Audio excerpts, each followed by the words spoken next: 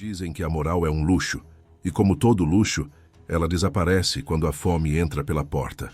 Em tempos normais, a honra pesa toneladas, mas em 1944, nos Apeninos italianos, ela não pesava mais que um pedaço de pão duro. A guerra havia arrancado tudo. Os homens, as colheitas, o calor, a esperança. O que restava eram mulheres e crianças que já não choravam mais, porque chorar também consome energia. Naquela Itália partida ao meio, não existiam escolhas dignas. Existiam apenas escolhas possíveis. 3 mulheres caminhavam juntas naquela manhã. Não conversavam, não discutiam, não choravam.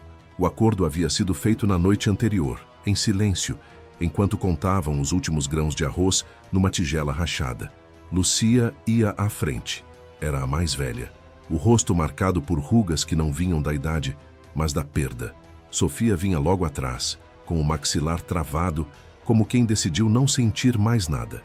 Helena, a mais jovem, mal passara dos 20 anos, e já parecia velha demais para sonhar.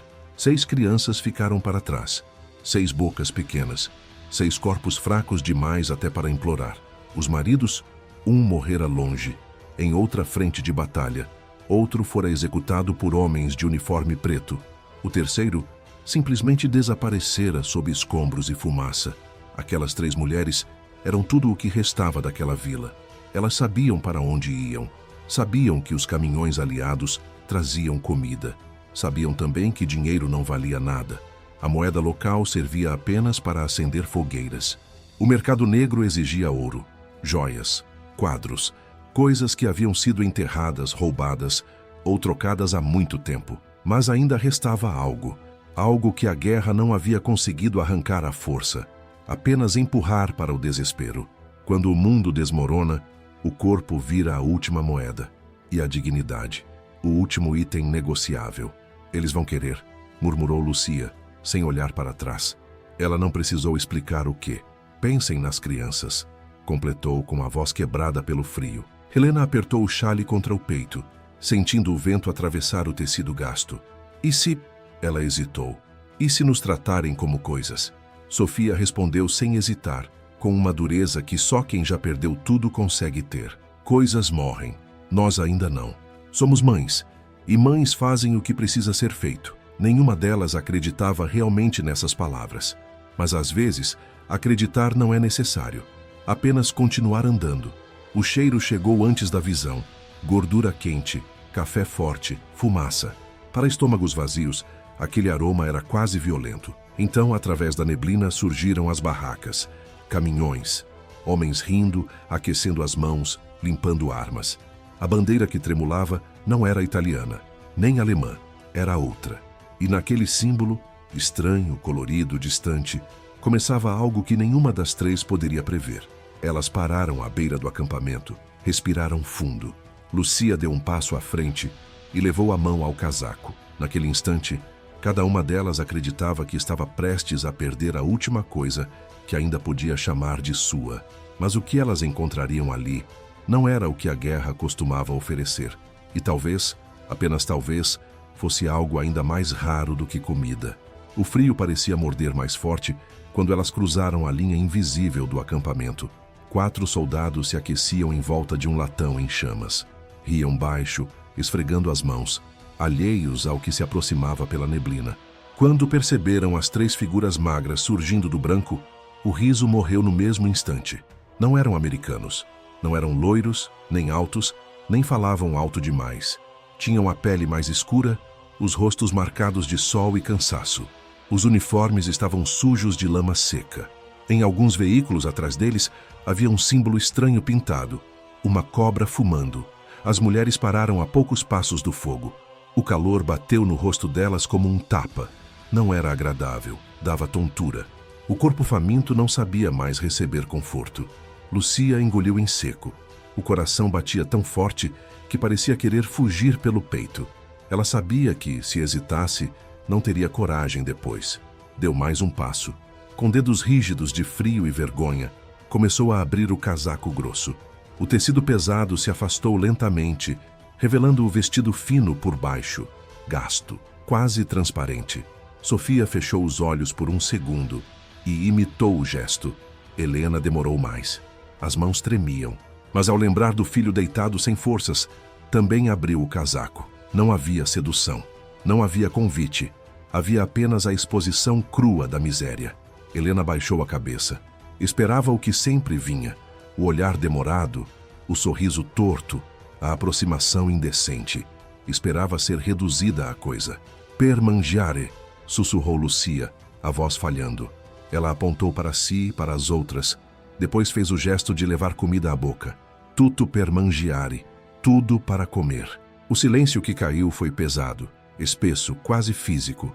Helena fechou os olhos, esperando o toque, esperando a mão que a puxaria pelo braço, o preço rápido por uma lata de carne. Mas o toque não veio. Em vez disso, ouviu-se o barulho seco de metal batendo no chão. Um dos soldados se levantou de repente, chutando o caixote onde estava sentado. Era baixo, tinha um bigode fino e os olhos escuros carregados de algo que Helena não reconheceu de imediato. Não era desejo, era raiva. "Ma che cosa fai?"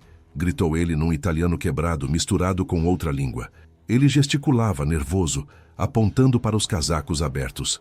"Copre, copre, fecha isso." As três mulheres recuaram um passo confusas. O medo voltou em forma de gelo.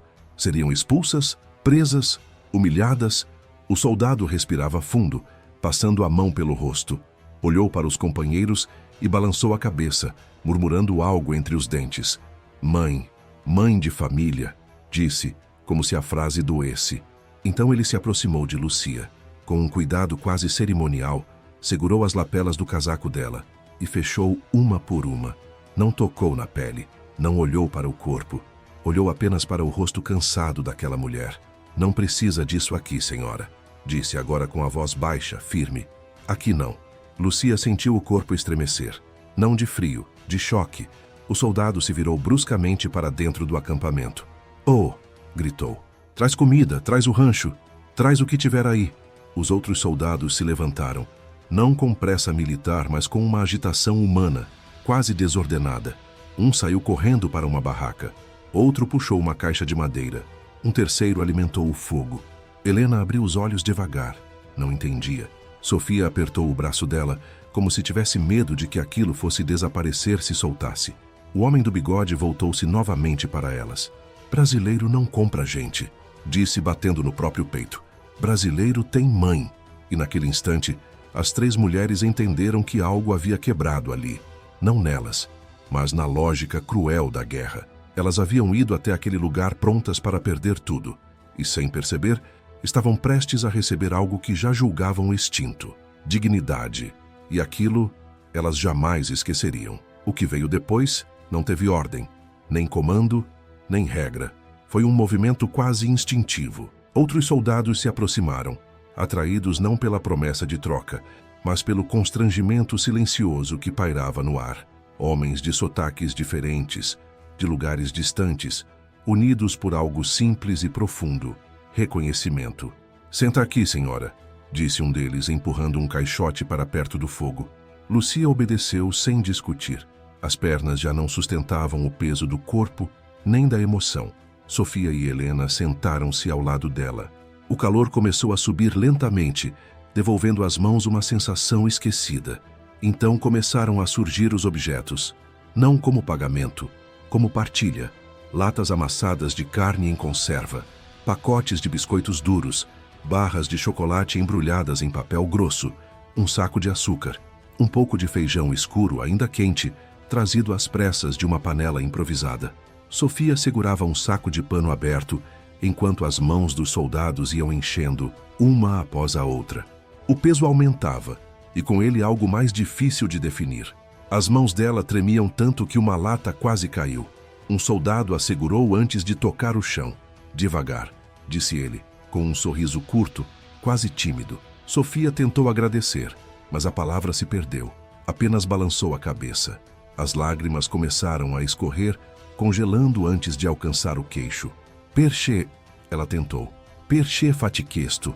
O soldado do bigode parou o que fazia. Ele tirou do bolso da farda uma carteira gasta, aberta e fechada centenas de vezes. De dentro, puxou uma fotografia pequena, amassada, quase apagada. Uma mulher de olhar firme, com um lenço na cabeça. 2 crianças agarradas às pernas dela. Minha mãe, disse ele apontando a foto. Depois apontou para Sofia. Mesma coisa. Sofia apertou o saco contra o peito, incapaz de responder. Helena permanecia em silêncio, observando tudo como se fosse um sonho frágil demais para ser tocado. Um soldado alto de pele escura aproximou-se dela sem dizer nada. Olhou para os pés dela. Os sapatos tinham buracos. Dentro, pedaços de jornal tentavam enganar o frio. Ele tirou as próprias meias de lã, grossas, ainda quentes, e colocou nas mãos de Helena. Ela tentou recusar, mas ele apenas balançou a cabeça. Não, disse. Simples. Apontou para os pés dela. Depois virou o rosto, constrangido, como se aquela generosidade fosse íntima demais para ser observada. Não houve risos vulgares. Não houve olhares demorados. Não houve negociação. Houve silêncio respeitoso. Por alguns minutos, o acampamento esqueceu a guerra. Esqueceu ordens, hierarquias, fronteiras. Eram apenas pessoas tentando impedir que outras pessoas quebrassem. Quando os sacos já estavam cheios demais para serem carregados com facilidade, o soldado do bigode levantou a mão. Basta, disse. Senão vocês não voltam de pé. Lúcia olhou para o chão, depois para ele. Grazi, sussurrou. Ele apenas assentiu. Vai, cuida das crianças. Elas se levantaram devagar, ajustando o peso às costas. O fogo ficou para trás. O cheiro de comida também. Ao darem os primeiros passos para fora do acampamento, Helena olhou uma última vez para aqueles homens. Eles já haviam voltado às próprias rotinas, como se nada extraordinário tivesse acontecido. Mas para aquelas 3 mulheres, algo tinha sido devolvido ali. Não era só comida. Era a certeza de que, mesmo no meio da barbárie, alguém ainda se recusava a se tornar um monstro. E isso mudava tudo. O caminho de volta pareceu mais longo, não pelo cansaço, mas pelo peso novo que carregavam. Os sacos estufados batiam contra as costas, puxando os ombros para baixo. Ainda assim, era um peso diferente. Um peso que não esmagava, sustentava. A neve continuava a cair, apagando as pegadas da ida. A paisagem era a mesma. Árvores nuas, casas quebradas, o silêncio duro das montanhas. Mas algo nelas havia mudado. Lúcia caminhava no meio, segurando firme a alça do saco, como se fosse algo precioso demais para soltar. Se perguntarem, disse ela, rompendo o silêncio, deixem que pensem o que quiserem. Helena franziu a testa. Vão achar que nos vendemos. Vão, respondeu Lúcia sem parar de andar. E que chamem do que quiserem. Sofia ajustou o peso nos ombros. Isso não dói? Lúcia parou por um instante e olhou para trás, na direção onde o acampamento já desaparecia na neblina. Dói menos do que enterrar filho. Elas retomaram a caminhada. Quando chegaram à vila, sentiram os olhares, cortinas se mexendo, rostos surgindo nas frestas das janelas. 3 mulheres voltando do acampamento militar com sacos cheios nunca passariam despercebidas.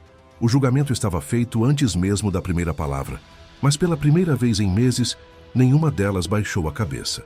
A casa de Lúcia era a maior, o que pouco significava, já que só 2 cômodos ainda estavam de pé depois do bombardeio do ano anterior. Mesmo assim, naquela noite, ela parecia um palácio. 6 crianças sentaram-se em volta da mesa de madeira áspera. Os olhos estavam arregalados, presos nas latas abertas, no pão claro, nos biscoitos empilhados. O cheiro da comida aquecendo no fogão a lenha tomou o ambiente, expulsando o mofo, a umidade e o desespero que haviam morado ali por meses. Devagar, dizia Sofia enquanto servia. Mastiga. Helena não comeu. Ficou sentada num canto, observando o filho levar o alimento à boca com cuidado exagerado, como se tivesse medo de que aquilo desaparecesse. Ver a cor voltando ao rosto do menino era suficiente. Ela segurava as meias de lã contra o rosto. Cheiravam a fumaça, a terra, a vida. Lúcia partiu o pão. Vamos rezar. As crianças pararam, as mãos sujas segurando pedaços de comida. As mulheres juntaram as mãos calejadas. Pelo que rezamos hoje? Perguntou uma das crianças. Lúcia respirou fundo. Pela paz, fez uma pausa. E pelos homens que nos ajudaram. Que Deus os proteja. Naquela noite, o vento continuou uivando lá fora. A guerra seguiu moendo vidas, cidades, futuros. Mas naquela casa pequena, houve silêncio. houve sono, houve alívio. As crianças dormiram de barriga cheia. As mulheres choraram no escuro. Não de desespero, mas de descarga, de sobrevivência. Elas nunca mais veriam aqueles soldados. A guerra os levaria para outros lugares, para outras batalhas, para a glória ou para a morte. Mas anos depois, quando aquelas crianças crescessem, a história seria contada. Não a história de armas ou estratégias, mas do dia em que a fome bateu à porta e encontrou homens que responderam com pão e não com preço.